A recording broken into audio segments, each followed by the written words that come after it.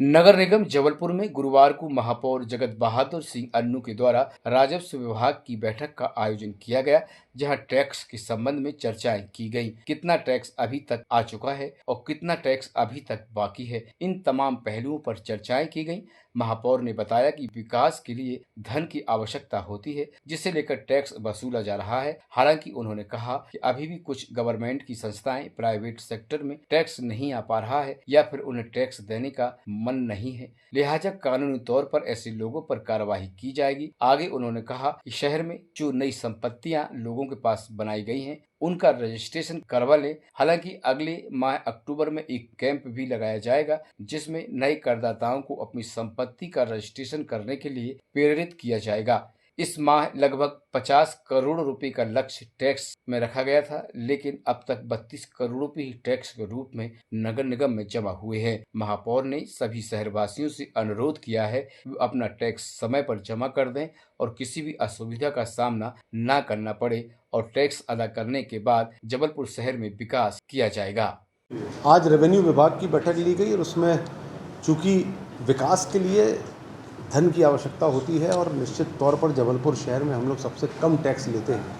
यही आग्रह होता है हम लोगों को कि हम लोगों को आम नागरिकों से अपेक्षा रहती है कि वे हमारा टैक्स समय से चुका दें, तो विकास में गति में रुकावट नहीं आती है और सितंबर में काफ़ी छूट भी मिलती है।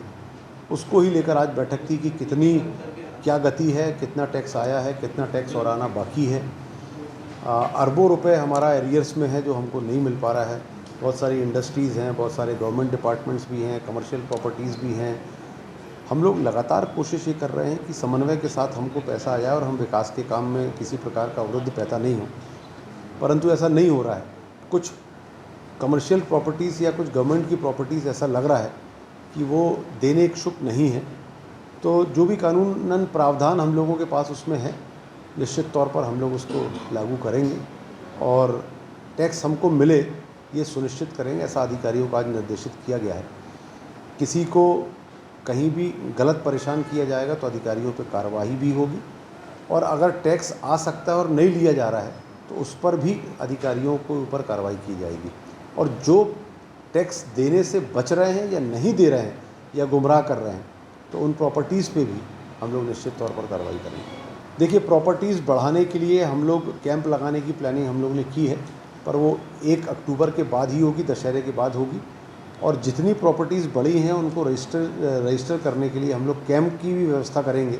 पर आम नागरिकों से यही आग्रह है कि अगर आपकी प्रॉपर्टी नई तैयार है तो उसको रजिस्टर करा लें, क्योंकि आपको बहुत सारी जगह वो काम आएगा। टैक्स से बचना कोई उपाय नहीं है। कई बार गलतियाँ ऐसा होता है, मुझे लगता है कि लोग जाते हैं, नगर निगम की तरफ से भी चूक हो जाती है।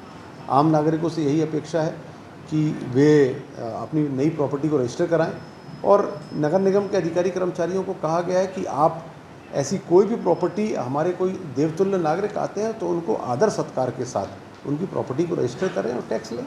इस 1 माह में लगभग 50 करोड़ का टारगेट था, अभी 26-27 करोड़ रुपए आया है। मुझे ऐसा लगता है कि टारगेट हमारा पूरा होना चाहिए।